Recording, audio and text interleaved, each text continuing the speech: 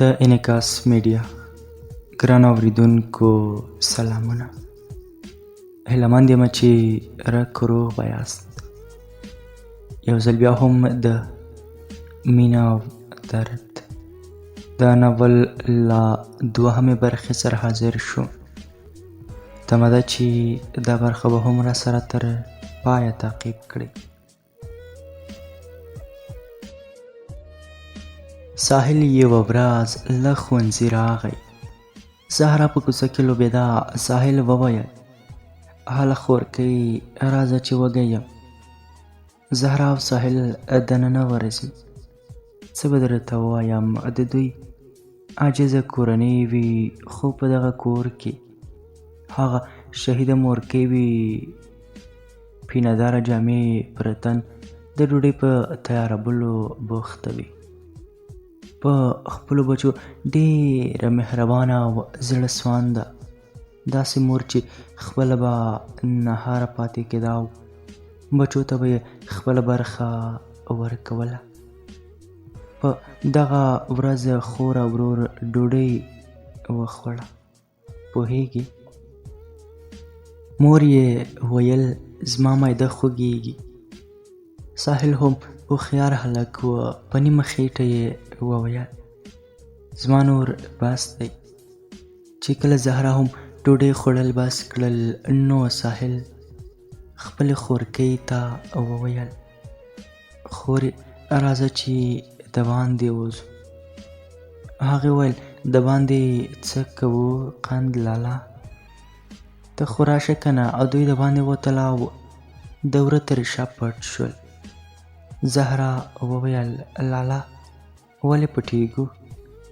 ساحل وویل: ته صبر چې مور مو پاتې شونې ډوډۍ به خوري که نه. رښتیا هم کله چې زهرا او ساحل خپله مور وڅرله، هغې په هغه پاتې شونې ډوډۍ باندې شروع کړه.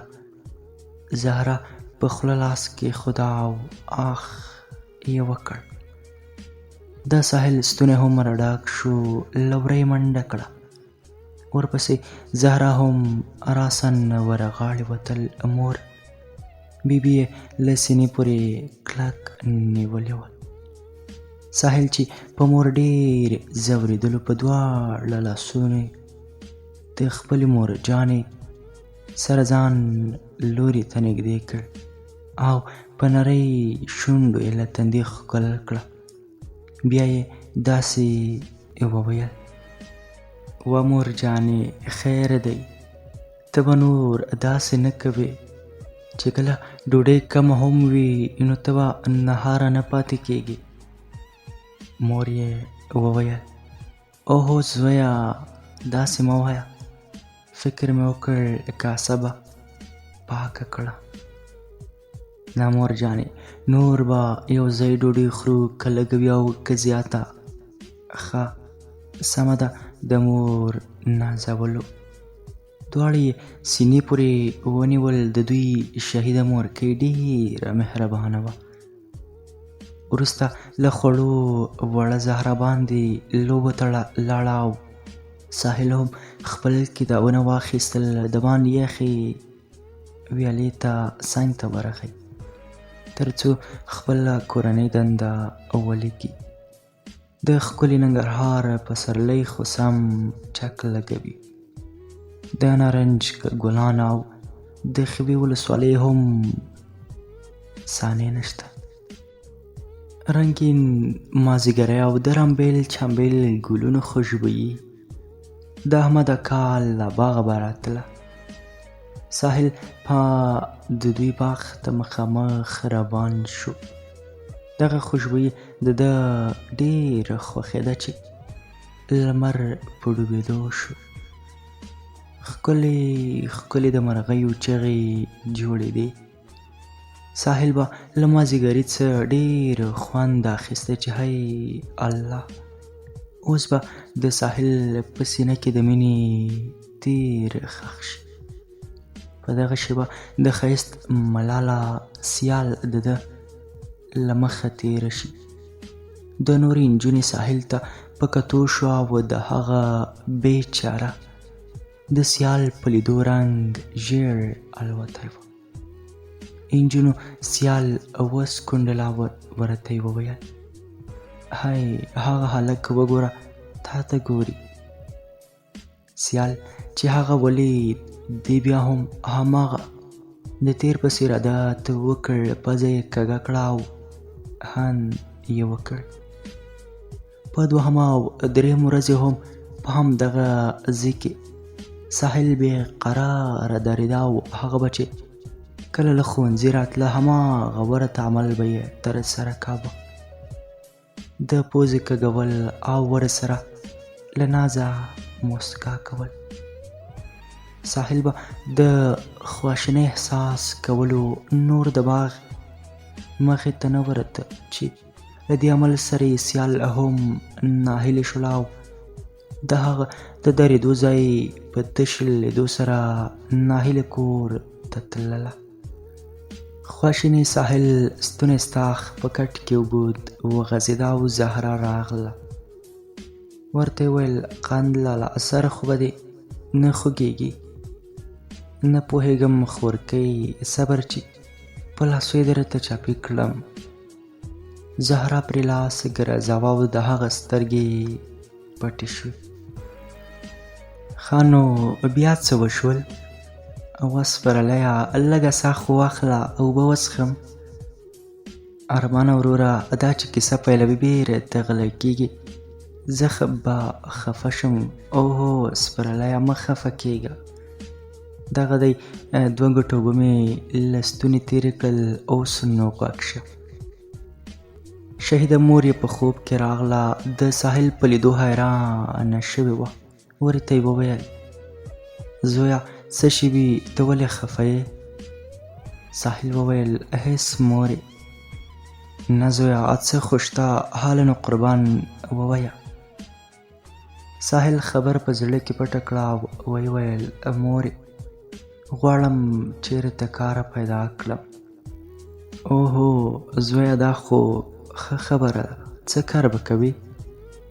مور یې د ولې تر غاړې د حامد اکا یو دوکان دی، هغه به په کرایه ونیسو، خو یوه ستونزه شته دی. هغه څه زویه؟ د سودا لپاره پیسې. مور یې خونې ته ننوتله، له ګرده او غبار څخه ډک صندوق یې خلاص کړ، په څو ټوټو کې تاو کړی او چارګل ایښی و. هغې راواخیسته او زوی ته یې ونیولو. بیا یې ورته وویل: واخله زویه، دا مې راتلونکي ګوره ته ساتلی و، ستا ناوې یادوم، خو ته خوابدی کېږه مه. کله چې په دوکاندارۍ کې دې پیسې وګټلې بیا یې واخله. ساحل ویل: خو مورې، دا خو ستا دی، له کله نه دې ساتلی؟ وزویه، زما او ستا چا ویشلی؟ ساحل خندونی شو. مور جانې له تندي ښکل کړه. په سبا یې د حمید اکا پسې د هغه باغ ته ورغی. د حمید اکا د همیش لپاره په تندي د تریوتوب ګونځې ښکارېدې. ساحل د هغه څنګ ته ورغی. السلام علیکم حمید اکا. وعلیکم سلام، خیر خدای. هو اکا، هغه دوکان مې په کرایه نیولو.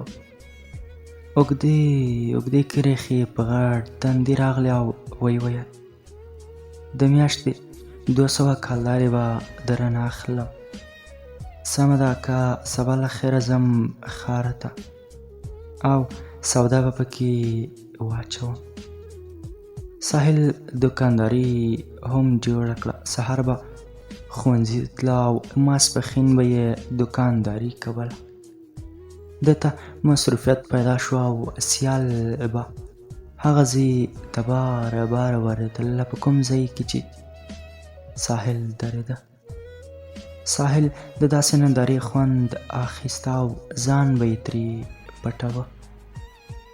خپله دوکانداري به یې کوله او ستړی ځانزولي به کور ته ناوخته تله. ډوډۍ به یې کله خوړله او کله نه، سیده به خوب ځای ته رسېده او ویده کېده به. مهربانه مور به د ده تر څنګ کېناستله او په ښي او لاسونه یې ورته غوړول او هغه به په دروند خوب ویده کېده. کله به چې ویده شو د هغو مرغیو سندریزو زمزمو به د ده په غوږونو کې شور جوړوه. سهار وختي چې کله د دکان ور خلاصوه د رامبیل چمبیل ګلونو خوشبويي به دې ځان ته راښکه. لږه شېبه به باغ ته مخامخ کېده، بیرته به خپل دکان ته راته. مازدیګری شو، په وله کې اوبه تیز او مستې روانې وې. ساحل د اوبو په لیدو سره باغ لیورې ته روان شو. په دغه باغ کې هر مازدیګر ده به لمونځ کولو. په دغه باغ کې چې کومه خوشبويي وه هغه به ده ته د سیال یادونه په ګوته کول. ژر یې قلم او کاغذ واخیست او داسې یې ولیکل: راشه کنه جان زه لیونی کېږم، بد مې دی حال ای سیال لیونی کېږم وکه د خدای خاطر په دې زیړ مازدیګري کې دیدن دې را نصیب کړه ستا په غم لیونی کېږم. د ګلونو خوشبويي مې ځوروي کله ناکله د باغ نه د لوګی شم ګل په څېر یې زمړوی کېږم. بیا د باغ په لور روان شو. اودس لمونځ یې وکړ. دواړه لاسونه یې د کائناتو مالک ته لپه کړل او داسې یې وویل: ای خدایه، دا په ما څه چل شوی؟ خیر دی، ته نور ما مه ځوروه. ساحل په دعا کولو بوخت و. خدای خبره نه وه چې د باغ تر شا د سیال کور هم دی. په هر مازدیګري کې هغه باغ ته هم راتله. سیال چې کله راغله، ساحل په جاینماز ناست و. دعا ته یې لاسونه لپه نیولي وه چې سیال پرې ورغږ کړ: هی واوره، لږ څه وخته درته متوجه یمه، ته دا دعا ځان ته کوې او که ټولې دنیا ته. ساحل په رډو سترګو هغې ته کتل شروع کړل. په چپ لاس یې خپل مخ ووهه. هغې ته یې وویل: خوبه نه وینم. سیال ګل په لاس کې تاو راتاو کړ. ویې ویل: نه، خوب خو نه دی. ته دا راته ووایه، ته دا ولې باغ مخې ته نه راځې ها؟ ساحل هم له موقع کار واخیست او ویې ویل: ولې راشم؟ ته له نازه پوزه کږه کوې، دا خو لا څه هم کوي. ولې ونیه، ته څه پوهېږې؟ پوزه کږول خو مې پخوا خیرې کړي. ستا د لیدو په تمه مې زړګی وخوړ. آیا په تا هم څه شوي وو؟ هو سیال، دا په باغ کې خوشبويي ورسره د مرغیو ښکلې زمزمې ستا یادونه راکول. د ساحل په سترګو کې اوښکې ډنډ شوې. سیال ور نږدې شو، اوښکې ورته پاکې کړې او ویې ویل: ولې ونیه، ته دا ولې ژاړې؟ سره غاړې وتل. دوی په ځان پوه نه وه. سیال ناڅاپه ترې لرې شو. هغه یې له سینې لرې کړ او په زاریو شو. ویې ویل: خیر دی، په ما او تا څوک خبره نه شي. پلار مې ظالم دی. ساحل په ارامه لهجه وویل: ارامه اوسه، د خلکو ولې پروا کوې؟ سیال وویل: بیا هم څه پته ده؟ وګرانې، زه خو تا خپل ژوند ګڼم او تا سره مینه کوم او تل به در سره اوسم. سیال وویل: زه هم تا سره ډېره مینه کوم، خو پلاره مې په کوچنیوالي کې زه بل چاته په نوم کړې یمه.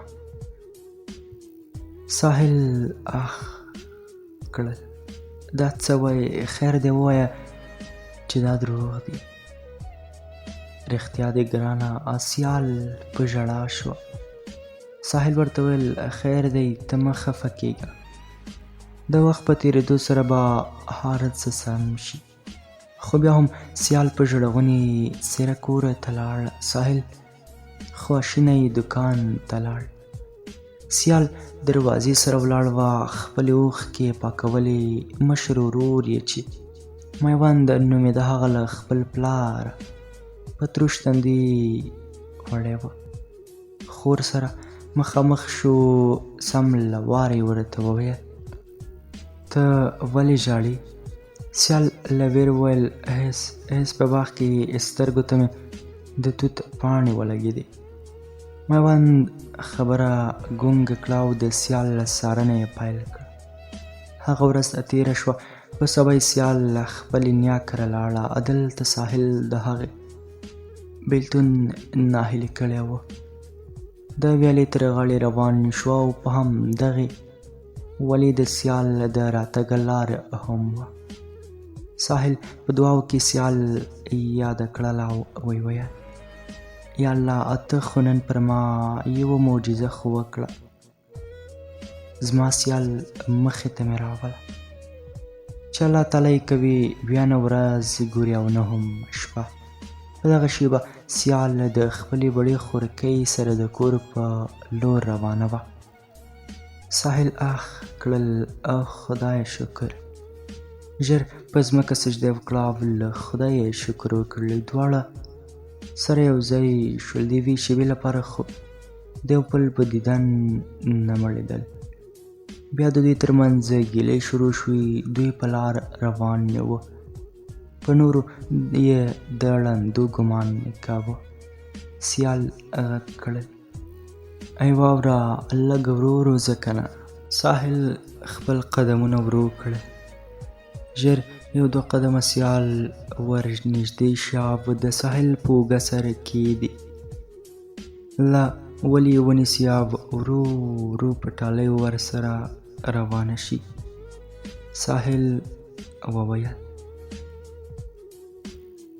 ګرانو اورېدونکو دا وه د مینه او درد ناول دوهمه برخه. تر بیا وراتلونکې برخې تاسې په پاک او مهربان رب سپاره.